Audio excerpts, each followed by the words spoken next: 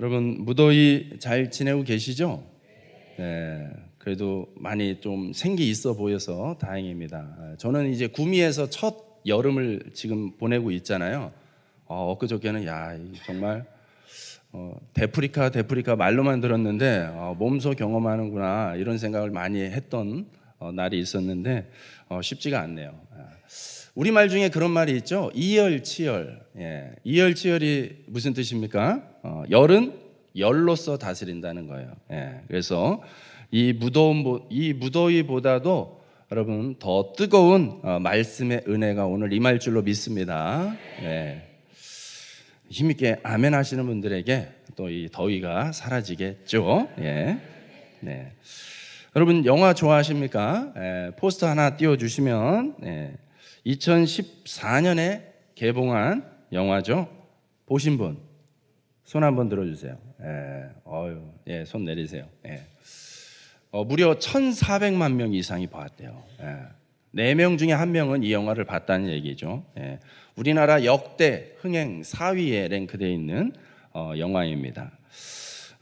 이 영화는 뭐 많은 분들이 보셔서 알겠지만은 1950년 한국 전쟁을 배경으로 해서 시작이 되면서 이산가족의 그 아픔을 안고 살아가고 또 우리나라가 이제 전쟁 이후에 극심한 이제 경제적 어려움을 겪으면서 파독 광부로 이제 보냈던 시절이 있습니다. 또 베트남 전쟁터에 우리 용사들을 또 내보내는 그런 일들, 그런 시대적인 흐름들을 배경으로 해서 기록한 영화. 그래서 50년대로부터 시작해서 60년대, 70년대 이런 급변하는 한국 사회 속에서 어떻게든 살아내야만 했던 이 주인공 이야기를 그리고 있죠. 그래서 비단 저 영화 속 주인공만의 그 한 사람만의 이야기가 아니라 그 당시를 살았던 우리 소위 오늘날 이 자리에 계신 우리 기성세대, 우리 어른 세대들 모두가 그 주인공 덕수와 같은 인생을 살아냈던 것이 아닌가 싶습니다. 그렇기에 참 영화를 보면서 저는 저 시대를 살지 않았는데도 그렇게 눈물이 나더라고요. 그러니 저 시대를 살았던 분들은 얼마나 큰 공감을 하면서 눈물을 많이 흘렸을까 싶습니다. 그 시대를 살았기 때문에 시대가 주는 무게가 있어요. 시대가 주는 숙제가 있습니다. 그래서 그 시대 때문에 짊어져야 했던 말로 다 할 수 없는 희생과 수고가 마치 시대적 과제와 같이 숙제와 같이 주어졌던 것이죠. 왜 이렇게 시대적인 얘기를 거창하게 하느냐? 오늘 우리가 성경을 통해서 만나게 되는 인물 예레미야라는 선지자가 이 예레미야라는 선지자를 얘기할 때에 빼놓을 수 없는 게 이 시대적인 특징이에요. 예레미야 선지자가 살았던 시대 때문에 그가 살았던 그 시대 때문에 말로 다 할 수 없는 정말 엄청난 희생을 겪어야만 했던, 그래서 평생 참 많이 울었던 것 같아요. 그래서 이 예레미야 선지자의 별명이 눈물의 선지자라는 별명을 가지고 있습니다. 한 번 더 PPT 띄워주시면 우리 이제 북이스라엘이 망하고 남유다가 조금 더 유지는 하지만 남유다 역시 얼마 못 가서 망하게 됩니다. 북이스라엘은 주전 722년에 아수르라는 제국에 의해서 망하죠. 그래서 저기 가로로 있는 줄 빨간색은 북이스라엘 왕조의 역사, 시간적 역사, 그 밑에 파란 줄은 남유다 왕조의 역사를 가리키고 있습니다. 우리가 지난주까지 보았던 이사야라는 선지자는요, 저 빨간 줄이 끝나는 그 지점 파란색 영역에서 활동했던 선지자예요. 그러니까 그 이사야 선지자가 활동했던 시대는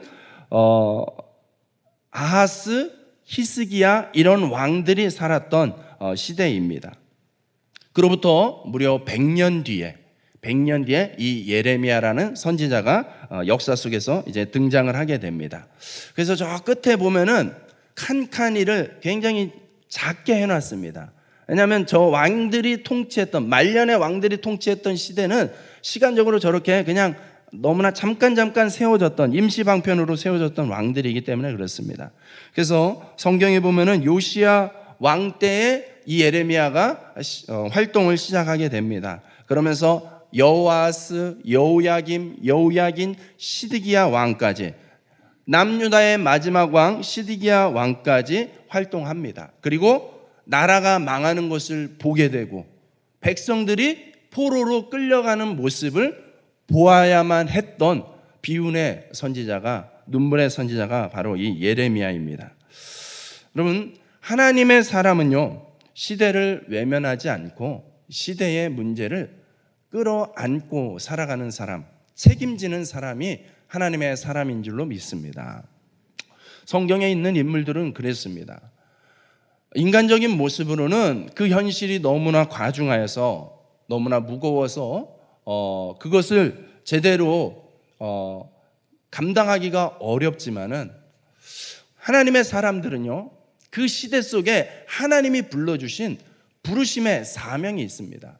그래서 그것을 외면하지 않고 책임지는 자세로 살아가는 것, 그것이 바로 하나님의 사람들이 살아가는 모습이 되는 것이죠. 이 남유다 왕국은 바벨론이라는 나라에 의해서 점령을 당하게 돼요. 북쪽 이스라엘은 아수르라는 나라에 의해서 점령을 당하게 되고요. 그래서 지도 상단에 보면은 아수르 제국이라고 큰 글씨가 있습니다. 저 아수르 제국이 먼저 번성했다가 뒤에 생기는 바벨론 제국에 의해서 점령을 당하고 멸망을 당하고, 바벨론 제국이 저 먼 곳을 와가지고 원정을 와가지고 이스라엘까지 다 점령하게 되는 것이죠. 요즘 이제 뉴스가 한참 시끄럽게 나오지 않습니까? 이스라엘과 이란 사이에 지금 전운이 감돌고 있죠. 딱 좀 전에 보았던 저 지도 보십시오. 바벨론 제국, 바사 제국이 자리하고 있는 곳에 오늘날 이란이 그대로 그 영토를 차지하고 있습니다. 그러니 여러분, 이것을 그냥 우연이다라고 말할 수 없는 거예요. 이스라엘과 이란 사이는 이 관계는 아주 오래, 수천 년의 역사를 가지고 그렇게 갈등하고 전쟁했던, 끊임없이 전쟁했던 관계예요. 그렇기 때문에 요즘 이렇게 뉴스가 되고 있는 이 전운의 소식은 그냥 표면적인 어떤 전쟁, 남의 나라 싸움, 이 정도로 그치는 것이 아니라요, 그 안에 반드시 영적인 메시지가 있습니다. 그렇기 때문에 여러분, 우리가 이런 부분에 대해서도 신앙적 입장에서, 영적인 관점에서 관심을 갖고 또 함께 기도해야 될 줄로 믿습니다. 여러분, 저 이스라엘과 이란 사이가요, 지도상으로 보니까 별거 아닌 것 같지만은 거리상으로는 대략 1800km 거리예요, 직선으로. 그러니까는 쉽게 전쟁이 날 만한 거리가 절대 아닌 거죠. 그런데도 불구하고 여전히 그 관계가, 그 안 좋은 관계가 유지되고 있다라는 것은 뭔가 또 의미가 있는 줄로 압니다. 자, 이제 화면을 닫아주시고, 그래서 오늘 이제 저런 역사적인 배경 속에서 성경은 예레미야라는 선지자를 왜 기록에 남겨놓았는가, 우리에게 왜 소개하고자 하는가, 하나님이 예레미야를 우리에게 소개하고자 하는 그 모습, 그 이유에 관심을 갖고 한번 찾아보도록 하겠습니다. 먼저 1장 1절 말씀을 같이 한번 읽겠습니다. 시작.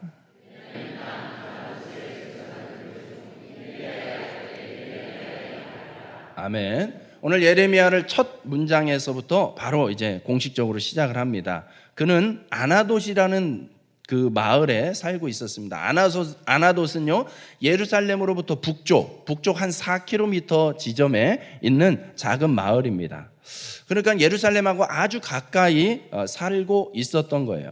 그러니까 왕궁의 동태를 너무나 잘 알고 있는 인물이죠. 특히 그의 가문이 어떤 가문이라고요? 제사장 가문이라는 거예요. 아나돗이 이제 옛날 솔로몬 시대 때 추방당했던 제사장이 살았던 곳이 아나돗이에요. 그러니까 대대로 거기서는 제사장들이 살고 있는 곳입니다. 제사장이니까 제사장의 역할이 뭡니까? 백성을 대표해서 하나님께 예배하는, 제사하는 사람들이 제사장인 것이죠. 그러다 보니 백성에게 관심이 많고 나라를 걱정하지 않을 수 없는 자리에 있는 것이 제사장이었던 것입니다. 근데 그 예레미야가 요시야가 왕이 된 지 13년째 되던 해에 하나님의 말씀, 여호와의 말씀을 받게 됩니다. 여호와의 말씀을 받고서 여호와의 말씀이 이렇게 임합니다. 5절 말씀에 보면은 내가 너를 모태에 짓기 전에 너를 알았고 네가 배에서 나오기 전에 너를 성별하였고 너를 여러 나라의 선지자로 세웠노라. 아멘. 네. 여러분, 하나님은요, 하나님이 일하시고 하나님이 역사하시는 방식은요, 사람을 통해서 일하시는 줄로 믿습니다. 예. 그래서 저 옛날 구약시대 때는요, 많은 선지자들을 하나님께서 세우십니다. 하나님의 말씀을 맡기십니다. 그래서 그 선지자들을 통해서 이 하나님의 말씀이 백성들에게 전해지도록 했던 것이죠. 예. 여러분, 오늘날은 어떻습니까? 오늘날은 선지자가 있습니까? 요즘에는 좀 약간 혼란스러워가지고 스스로 선지자라고 막 이렇게 주장하는 사람들이 있는데, 선지자의 시대는 이제 끝났습니다. 대신에 어떤 사람들이 하나님의 말씀을 받아서 하나님의 말씀을 전하고 있습니까? 저만 말씀을 전하고 있으면 곤란하지요? 하나님께서는 우리 모두를 성도로 부르셨다라고 말씀드렸습니다. 그죠? 지난주에 우리 성도로 하나님께서 부르셨다라는 말씀을 찾아보았죠. 예.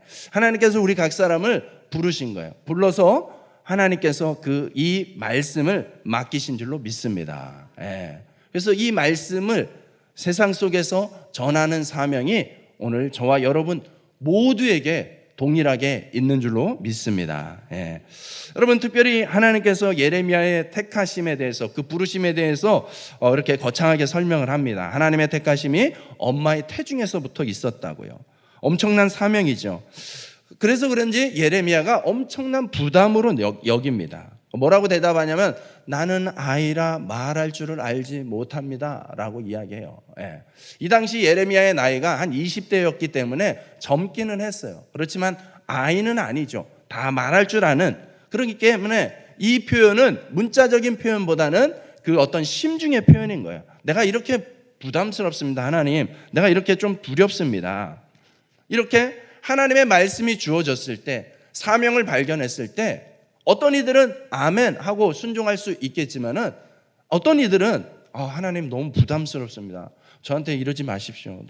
저는 아이입니다. 이렇게 핑계댈 수 있다는 거죠. 여러분, 이 장면은 비단 예레미야에게만 속하는 장면이 아니에요. 실은 이 장면과 굉장히 유사한 장면이 이 훨씬 앞의 역사에서 우리가 한번 살펴본 적이 있습니다. 누가 떠오르십니까? 모세가 떠오르시죠? 모세가 출애굽의 지도자로 부름받았을 때의 모습과 너무나 비슷합니다. 모세가 처음부터 하나님의 말씀을 잘 순종해서 역사의 길이 남는 지도자가 되었던 것이 아닌 거예요. 모세가 하나님께 부름받았을 때 뭐라고 대답하냐면, 내가 누구이기에 이 백성을 애굽에서 인도하겠습니까? 라고 오히려 하나님께 반문해요. 걱정을 하는 거죠. 그러니까 하나님이 뭐라고 해요? 야, 걱정하지 마. 내가 너와 함께하마. 그렇게 말씀으로 다시 한번 또 위로해 주십니다. 그러니까 모세가 또 뭐라고 이야기합니까? 아니, 하나님, 백성들이 내 말을 듣겠습니까? 지금 내 처지가 안 보이십니까? 지금 모세의 처지는 어떤 처지예요? 왕궁에서 40년 멋지게 살다가 우발적 사고로 도망자 신세가 되었어요. 그래서 광야에서 40년 동안 광야에서 지냈단 말이에요. 그러니까 40년 동안 광야에서 살았으니까 그 몰골이, 그 형편이, 그 외모가, 그 상태가 엉망이었던 것이죠. 하나님, 이거 안 보이십니까? 이렇게 이야기하는 거예요. 그러니까 하나님이 모세를 또 잘 달래기 위해서 또 이렇게 위로하면서 모세에게 특별한 표적을 보여주세요. 그래서 모세가 양치는 목자 생활을 하고 있었기 때문에 모세의 손에 항상 지팡이가 있었습니다. 그 지팡이가 뱀이 되게 하는 아주 신기한 표적을 보여주십니다. 또 손을 이렇게 감췄다가 펼쳤더니 문둥병이 막 이렇게 돋아나는 그런 특별한 표적도 보여주십니다. 그러면서 모세의 마음을 변화시키려고 해요. 모세도요, 보통 사람이 아니에요. 확실히 위대한 지도자가 되려면 고집 좀 부려야 되는 것 같습니다. 그래서 여러분, 하나님이 말씀하실 때, 하나님이 어떤 마음에 감동을 주실 때 여러분 고집 부리고 버티면 버틸수록 여러분 큰 인물 될 줄로 믿습니다. 그러기 싫으면 말씀 들릴 때 바로 순종하면은 그냥 이렇게 무난하게 잘 갈 줄로 믿습니다. 예. 여러분, 모세가 계속해서 핑계대요. 출애굽기 4장 10절 말씀입니다. 한번 같이 읽어보시죠. 시작.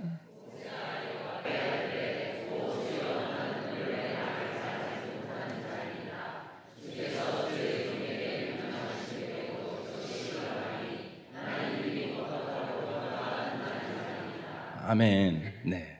여러분, 모세가 또 이렇게 또 변명을 하잖아요. 좀 전에 예레미야가 뭐라고 했다고요? 나는 아이라 말할 줄을 모릅니다 라고 했던 말이 실은 예레미야 버전이 아니라 원저자가 모세였던 것 같습니다. 모세가 그렇게 얘기해요. 나는 입이 뻣뻣하고 혀가 둔합니다. 내가 저들에게 가서 무슨 말을 하겠습니까? 말을 할 줄 모릅니다.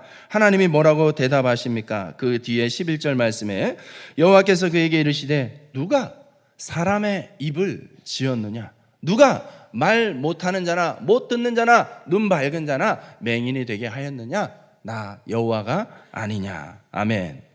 여러분, 하나님의 핑계대는 인생을 향한 하나님의 대답은 분명합니다. 나 하나님이야. 이 말 한마디면 끝나는 거예요. 그 하나님, 나 하나님이야. 그 표현 가운데 여러분 무엇이 담겨져 있습니까? 하나님의 절대 주권이 담겨져 있는 것이죠. 절대 주권자가 하라면 하는 거지 거기에 무슨 이유와 핑계가 허용이 되겠습니까? 여러분, 모세가 끝까지 고집을 부렸어요. 주여 보낼 만한 자를 보내주소서. 그러다가 크게 혼나고 결국엔 순종하지 않습니까? 예레미야도 비슷하게 반응하죠. 1장 6절, 오늘 예레미야 1장 6절에 보면 내가 이르되 슬프도소이다 주 여호와여 보소서 나는 아이라 말할 줄을 알지 못하나이다. 여호와가 자꾸 핑계대니까 핑계대지 말라고 말씀해요. 그 뒤에 7절 8절 말씀 요약합니다. 자막 보시고 읽겠습니다. 시작.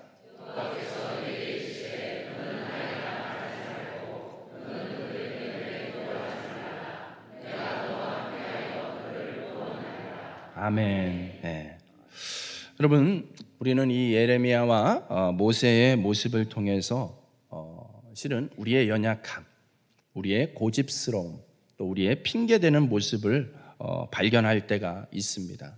여러분, 모세의 눈에는 여호와의 말씀보다 애굽의 바로 왕이 더 크게 보였던 것입니다. 왜냐하면 그게 더 현실적이라고 모세 스스로가 생각했던 거겠죠. 그러니 이렇게 하나님이 한 번 얘기한 것도 아니고 여러 차례에 걸쳐서 말씀하시고 손수 표적까지도 보여주셨음에도 불구하고 모세가 좀처럼 순종하기 어려워했던 것이죠. 여러분, 예레미야도 보니까 예레미야도 그런 모습이 있었던 거예요. 지금 국제 정세를 보아하니까 지금 이 남유다가 살아남을 가능성이 없어 보여요. 바벨론이라는 어떤 신흥 제국이 갑자기 나타나가지고 그 무시무시했던 북이스라엘을 멸망시켰던 아수르까지도 다 점령해버린 이 막강한 바벨론, 그리고 또 애굽, 거기에 뒤질세라 또 막강한 힘을 자랑하는 이 양대 산맥 사이에 끼어있는 남유다의 처지가 언제라도 곧 망할 것 같습니다. 그런 시대에 백성들을 설득하라고요? 그런 시대에 백성들에게 하나님 말씀 심판을 전하라고요? 나갔다가는 몰매 맞기 딱 좋은 상황에 처하게 되는 것이죠. 이런 것들이 눈에 뻔히 보이는 거예요. 하나님의 말씀이 안 들려서 말씀을 못 전했던 것이 아니라 하나님의 말씀보다도 눈에 보이는 이 현실이 사람들의 머릿속에 계산되어지는 이 상황 판단이 훨씬 더 어려워 보이니까 말씀이 들려도 망설이고 핑계하고 있는 이들의 모습을 보게 됩니다. 여러분은 어떻습니까? 모세와 예레미야, 여러분이 보실 때에는 참 한심스럽습니까? 아이고, 이 답답한 인생들 핑계대고 하나님이 말씀하는데 가면 되지, 이렇게 쉽게 생각이 되어지십니까? 그렇다면 훌륭한 믿음을 가지신 거고, 저는 이 말씀을 묵상하면서 어쩜 그렇게 내 모습하고 닮았을까, 이런 생각을 좀 하게 됩니다. 여호와의 말씀을 듣지 못해서 순종하지 못하는 것일까? 정말 하나님의 뜻이 뭔지 몰라서 순종하지 못하고 있는 것일까? 아니면은 내 안에 이 말씀보다도 하나님의 뜻보다도 현실이 더 크고 현실이 더 강하게 여겨져서 내가 망설이고 주저할 때가 있지는 않은가, 그렇게 생각이 되어집니다. 여러분, 여호와가 보이지 않아서 순종하지 못했던 것이 아닐 것입니다.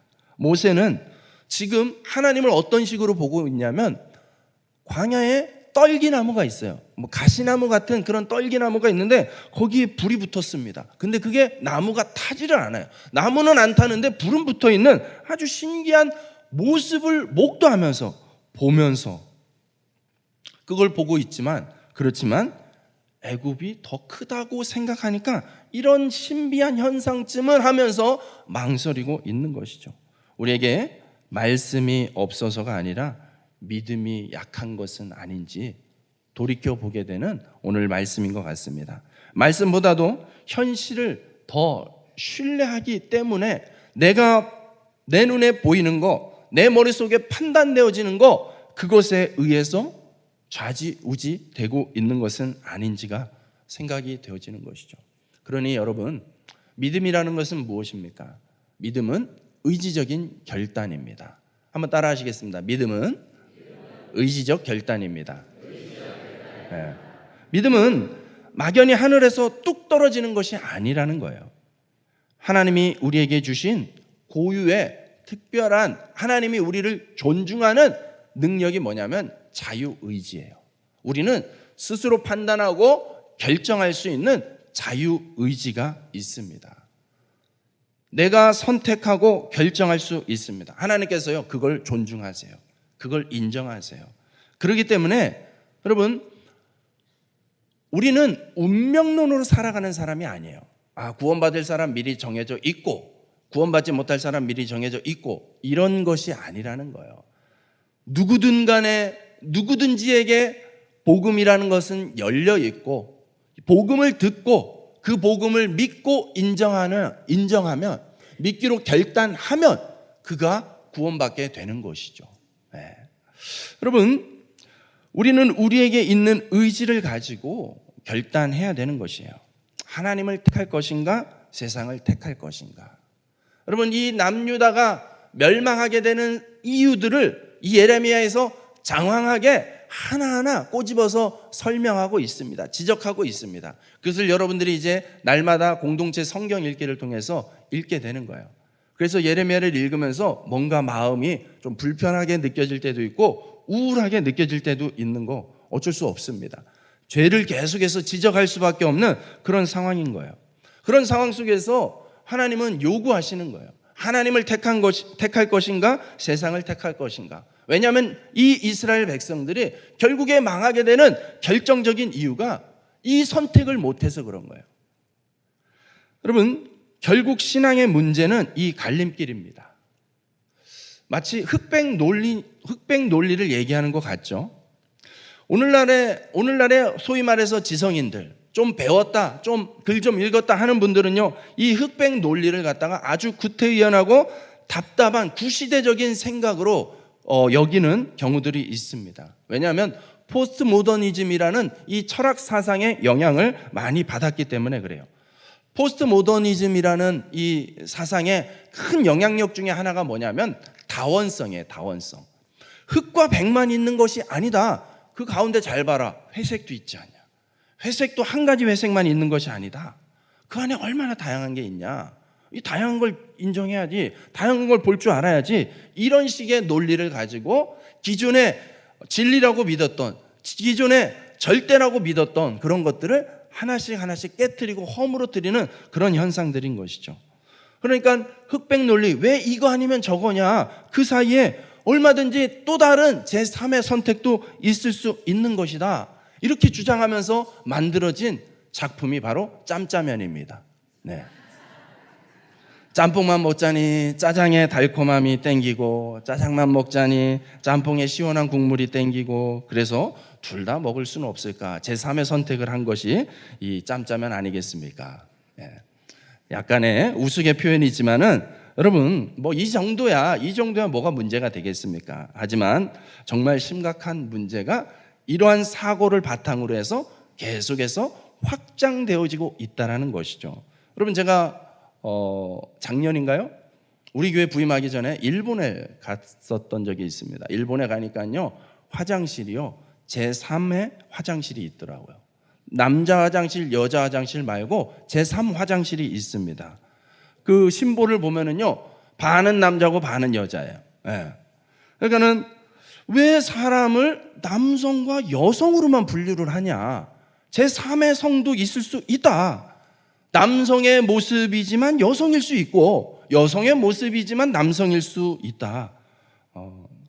말하면서 상상이 되니까 끔찍하긴 한데, 그러니 남성과 여성으로만 말하지 말고 제3의 성도 우리가 인정할 줄 알아야지, 존중할 줄 알아야지. 이런 운동들이 일본은 이미 사회화되었고 우리나라도 지금 계속해서 시도하고 있지 않습니까? 여러분, 우리나라도 그래서 제3의 화장실을 설치하느냐 마느냐를 가지고 논의하고 있어요. 예.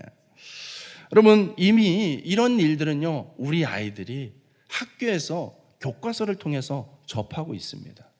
여러분들은 잘 상상이 안 되겠지만은, 여러분, 우리 아이들은 이미 이런 사고관, 이런 가치관으로 이미 수없이 노출돼서 우리랑은 너무나 다른 생각을 가지고 세상을 바라보고 살아가고 있습니다. 여러분, 이번 올림픽 열심히 보고 계신가요? 네. 열대야를 이겨내는 방법, 올림픽을 보는 것 같습니다. 네. 여러분, 올림픽에 또 논란이 됐던 장면이 있죠. 여자 복싱 경기에서 나왔습니다.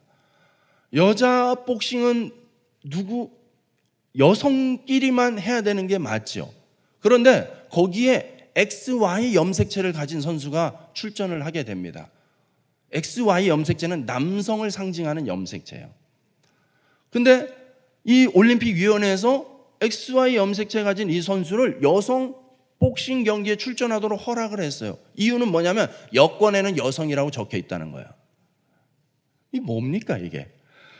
그러니 그 선수랑 붙었던 선수가요, 한 대 맞고 기권했어요. 왜냐하면 한 대 맞으니까 이건 자기가 여태까지 수없이 겪었던 여성 복서들하고는 차원이 다른 거예요. 한 대 맞고 코뼈가 주저앉았어요. 그러니까 게임이 안 되는 거죠. 이런 말도 안 되는 이상한 현상들이 벌어지고 있는 것이에요. 여러분, 어떤 영역에서는 다양성이 필요하죠. 다양성이 존중되어야 되죠. 하지만 어떤 부분에 있어서는 다양성이 필요가 없습니다. 분명해야 돼요. 특별히 우리 신앙에 있어서는 분명해야 돼요. 여러분, 우리가 육신의 죽음을 경험하고 나서 가게 되는 곳은 천국 아니면 지옥이지 제3의 그 어떤 곳이 아니라는 거예요. 성경은 그것을 용인하고 있지 않습니다. 그러니 여러분, 이 부분에 있어서만큼은 누구보다도 더 명확하게 해야 될 줄로 믿습니다. 여러분, 사실 모세나 예레미야는 그들이 마주할 혹독한 현실을 잘 알았기 때문에 인간적으로 흔들리는 모습을 보이기도 했던 거예요. 그거는 그냥 두려움이고 흔들림인 것이지, 그거는 교묘하게 제3의 어떤 선택을 찾으려고 했던 게 아니에요. 그런 것과 차원이 달라요. 근데 오늘날은 이 사단이 사람들의 생각에 이상한 가치관을 심어 넣어서 자꾸만 이 진리를 왜곡시키는 그런 시도들이 수없이 일어나고 있습니다. 교묘하게 하나님을 부정하게 만드는 거예요. 명확하게 하지 않습니다. 여러분, 이스라엘이 왜 망하게 되었는지 예레미야가 고발하고 있다고 했죠. 2장 13절 말씀, 대표적으로 두 가지 이유를 들어서 이야기를 합니다. 한번 읽겠습니다. 시작.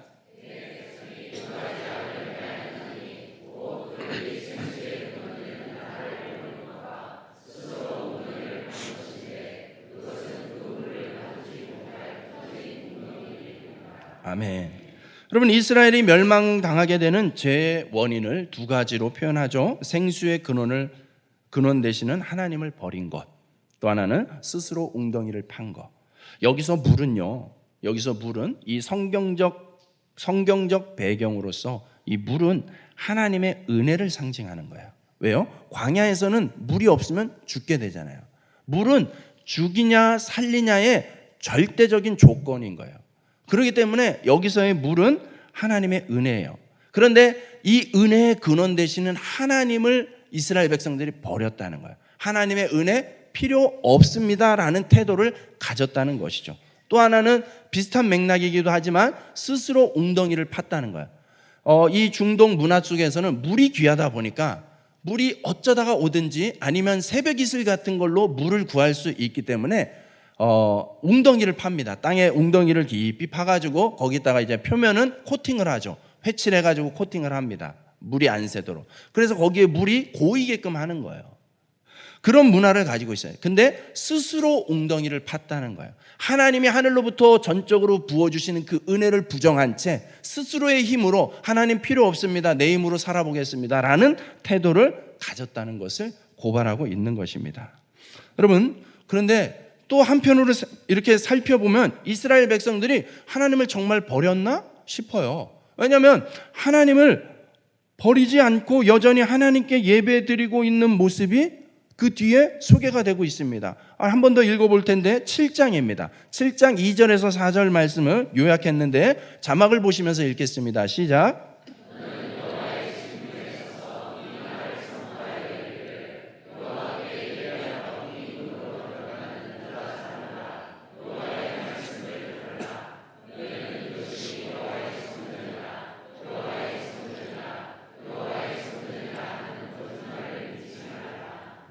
아멘. 예.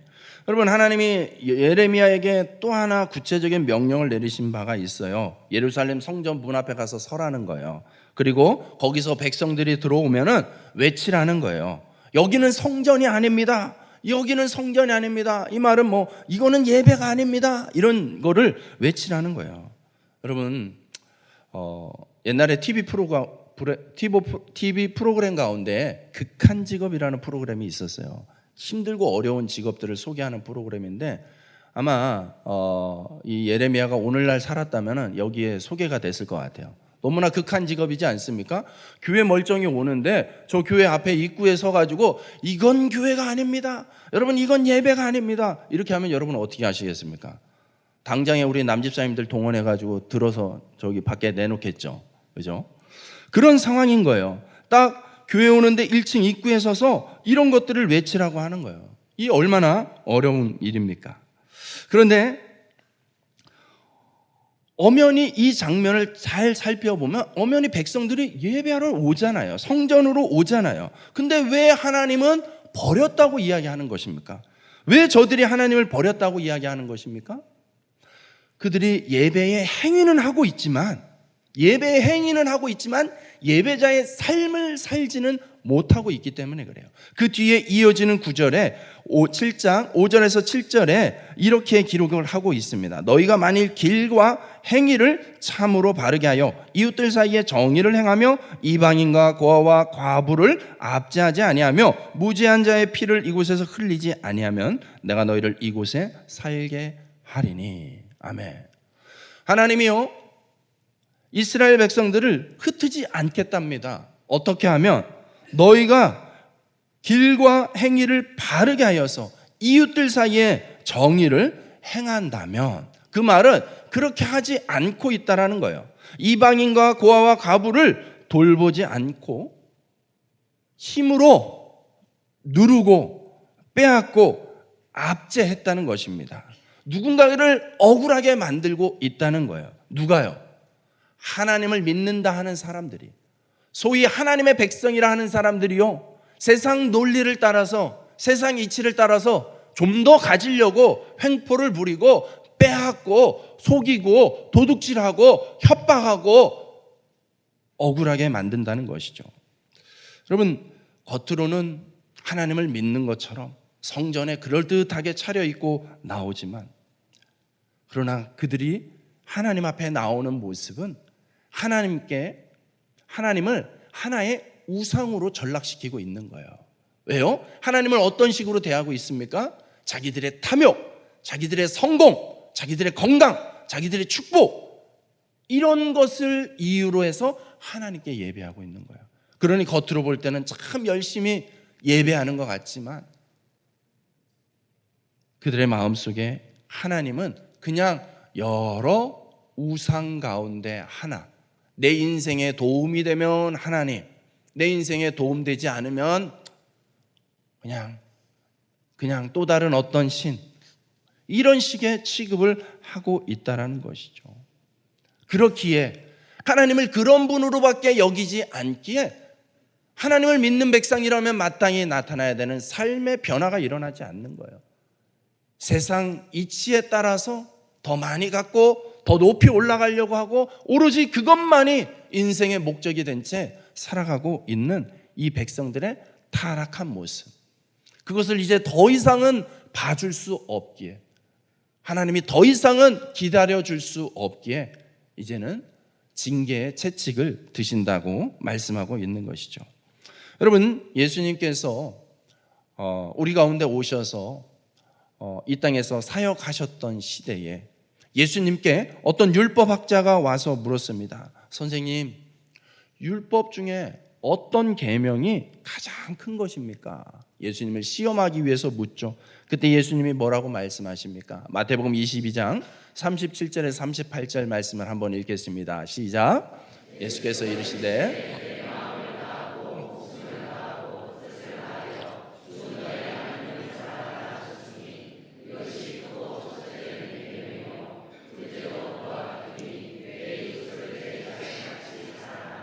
아멘. 여러분, 하나님을 믿는다는 것은 하나님의 뜻을 따르는 것입니다. 하나님의 뜻이 무엇입니까? 첫 번째가 하나님을 사랑하는 것이에요. 여러분, 하나님 사랑하십니까? 여러분, 하나님을 사랑하는 것, 그것은 우리가 마땅히 또 동의를 하는 것 같아요. 그런데 두 번째도 실은 같다라고 이야기하시죠. 두 번째 계명이 무엇입니까? 내 이웃을 사랑하라는 거예요. 내 이웃을 사랑하는 거예요. 이웃, 우리 집 옆에 사람만을 지칭하는 것이 아니라 내가 아닌 다른 모든 사람들을 지칭하는 것이죠. 다른 사람을 사랑하는 거예요. 그것이 곧 하나님을 사랑하는 것과 동일하다라고 말씀하는 거예요. 이웃은 하나님이 소중하게 생각하는 그 한 사람이기 때문이라는 것이죠. 아멘. 그러니 여러분, 하나님을 사랑한다는 것은 하나님이 소중하게 여기는 그 한 사람을 나 또한 하나님처럼 하나님의 마음으로 소중히 여기고 소중히 대하는 것, 그것이 바로 이웃을 사랑하는 것이죠. 여러분, 그렇기에 오늘 예레미야를 통해서 우리에게 전하시는 이 남유다의 멸망의 역사적인 이 가슴 아픈 사건을 통해서 우리에게 전하고자 하는 하나님의 뜻, 하나님의 메시지가 무엇입니까? 우리의 예배는 예배당 안에서만 이루어지는 것이 아니라는 사실입니다. 우리의 예배는 오히려 저 예배당 문을 열고 밖으로 나아갔을 때 실제가 된다라는 것이죠. 우리의 예배는 우리의 이웃과의 삶 속에서, 그 관계 속에서 진짜 이루어지게 되는 줄로 믿습니다. 여러분, 로마서, 신약성경 중에 로마서 말씀이 있습니다. 로마서가 전체 16장으로 되어 있는데요, 두 묶음으로 나눈다면 1장부터 11장까지, 그리고 12장부터 16장까지로 나눌 수가 있어요. 1장부터 11장까지 앞에 부분에서는요, 교리를 얘기합니다. 하나님의 구원이 어떻게 이루어졌는지 어떤 이론적인 논리적인 내용들을 쭉 이야기합니다. 그리고 12장부터는요, 확 분위기를 바꾸어서 그런 구원을 받은 백성들이여 구원을 받았으니 이렇게 살아라라고 구체적인 삶의 지침을 얘기합니다. 여러분, 그래서 로마서 12장 1절에 이렇게 시작을 합니다. 그러므로 형제들아, 너희 몸을 하나님이 기뻐하시는 거룩한 산 제물로 드리라. 이는 너희가 드릴 영적 예배니라. 아멘. 여러분, 구원받은 백성들, 구원받은 성도들이라면 이 영적인 예배를 드려야 된다는 거예요. 그 영적인 예배는 우리의 몸이 거룩한 산 제물로 드려지는 것이에요. 이 말은 진짜 우리가 피를 흘려라 이 뜻이 아니라 우리의 몸이, 우리의 삶이 하나님께 마치 드려지는 것처럼. 그래서 그 뒤에 12장부터 해서요, 구체적인 어떤 행동 지침을 이야기합니다. 제가 일일이 찾지 않겠지만은 조금만 몇 구절만 제가 읽어드리면 12장에 이런 내용들이 있습니다. 형제를 사랑하여 서로 우애하고 존경하기를 서로 먼저 하며 부지런하여 게으르지 말고 열심을 품고 주를 섬기라. 소망 중에 즐거워하며 환난 중에 참으며 기도에 항상 힘쓰며 성도들의 쓸 것을 공급하며 손 대접하기를 힘쓰라. 아멘. 여러분, 이런 것들이 또 하나의 영적인 예배, 진정한 예배가 된다라는 것입니다. 사랑하는 여러분, 산제물, 영적 예배는 예배당 안에서만 이루어지는 것이 아니라 예배당 밖에서, 여러분의 삶의 일터에서, 여러분의 가정에서, 여러분의 동네에서 이루어지는 줄로 믿습니다. 사랑하는 여러분, 생수의 근원 되시는 하나님께 진정으로 예배할 수 있기를 축복합니다. 이스라엘 백성들이 결국에 돌이키지 못했던, 이 심판을 막지 못했던 결정적인 이유가 무엇이냐면 하나님도 예배했기 때문에 그래요. 하나님도 예배했기 때문에. 하나님이 요구하시는 건 뭡니까? 하나님만 예배하는 거였어요. 하나님만 예배해야 되는데 이들은요 하나님도 예배했어요. 왜요? 현실이 국제정세가 너무나 불안하잖아요. 바벨론이 이길 것인가? 애굽이 이길 것인가? 아니면 누구한테 줄을 서야지 지금 이 혼란스러운 위기에 내가 살 길이 생기는가? 이렇게 빌붙었어요. 심지어 종교적인 영역까지도. 그래서 하나님께만 예배하기에는 너무나 불안해요. 그러니까 다른 신도 찾게 되는 거예요. 그래서 다른 신도 섬기기 시작하는 거예요. 자, 예레미야 2장 27절 말씀에 그런 부분들을 고발합니다. 마지막으로 읽습니다. 시작.